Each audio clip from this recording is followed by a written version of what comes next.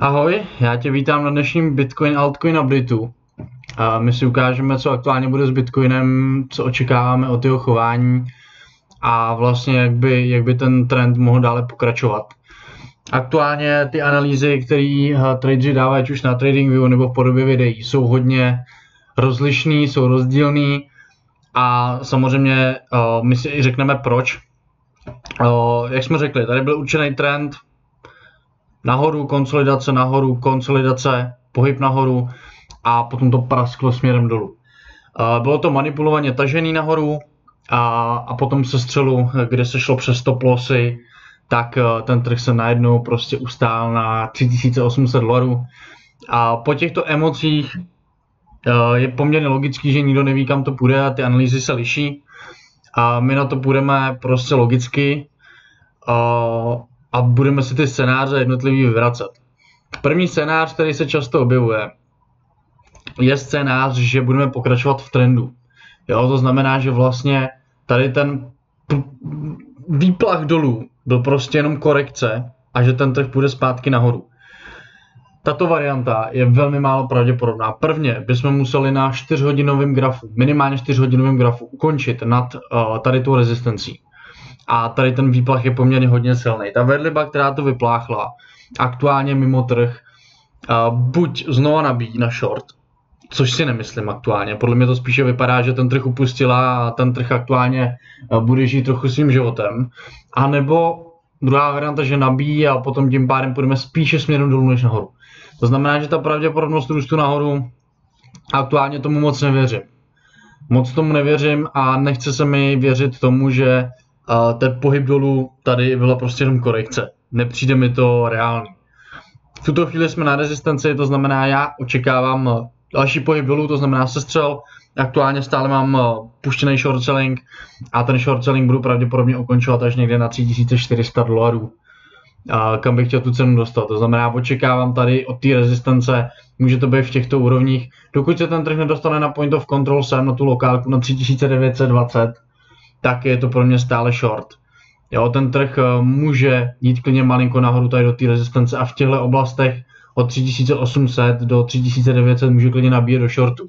Ale já čekám break tady ty pomyslné trendovky směrem dolů a myslím si, že se podíváme ještě na to dno. Minimální cílovka $2800.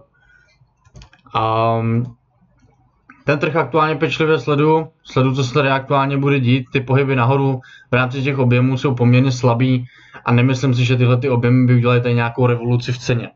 Jo, naopak si myslím, že tady ta konsolidace je jenom příprava na další break dolů. Altcoiny se chovají v celku dobře, což je poměrně logický, protože když se podíváš na moji trading univerzitu, tak vlastně říkám, že po každém stop loss huntingu by měla přijít korekce zpátky a to altcoiny aktuálně dělají. Jsou tady nějaký plusový, pěkně nám vyšla téta ze včerejší analýzy. Aktuálně vypadá nejlíp Icon a NIO, který se tlačí nahoru, mají obrovské objemy a vypadají dobře. Jenom říkám, dát pozor na to, že Bitcoin může nabíjet do silného short sellingu a může to znova spadnout dolů, takže bych byl opatrný a s těmi objemy nevidím aktuálně nějakou sílu. Musela by zase přijít nějaká velká proměna, nějaká velká manipulace, by to vystřelilo zpátky, ale Bart pattern, který by vedl na sem nahoru, nebo v případě, aby se vytáhl na 3927, je podle mě trošku science fiction. Jo, máme tady silnou rezistenci a nevěřím tomu, že se tady to celý vytáhne. Pokud ano, tak by to mělo jít v nějakých cyklech, v nějakých vlnkách nahoru pomalých. A samozřejmě pokud se toto bude dít, tak altcoiny budou profitovat, ale zatím po takovémhle sestřelu dolů neočekávám, že bychom se pomalinku plazili nahoru. Přijde mi to, že opravdu ten trh tady aktuálně nyní nabíjí na to, aby mohl propálit směrem dolů na tu úroveň.